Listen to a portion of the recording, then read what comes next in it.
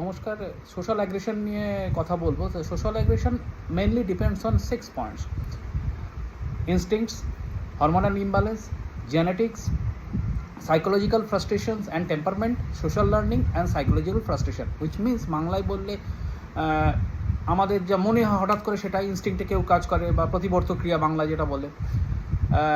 হরমোনের গণ্ডগোল থাকলে 2 নম্বরে, 3 নম্বর হচ্ছে জিনগত সমস্যা থাকলে, বংশগত সমস্যা থাকলে সেটা হয়। মানসিক কোনো রোগ থাকলে বা মাথা গরম থাকলে বা টেম্পারমেন্টের গণ্ডগোল থাকলে সেটা একটা। সামাজিক শিক্ষা নিয়ে একটা ব্যাপার থাকে, সেই সামাজিক শিক্ষাটা যে স্তর থেকে এসে সেই স্তরের একটা গল্প থাকে, সেটা যদি গণ্ডগোল হয় সেটা একটা। এবং 6 নম্বর হচ্ছে মানসিকভাবে আপনি যদি বিধ্বস্ত থাকেন, মানসিকভাবে আপনার যদি চাপ থাকে, তাহলেও সেই সোশ্যাল ফ্রাস্ট্রেশনটা হয়।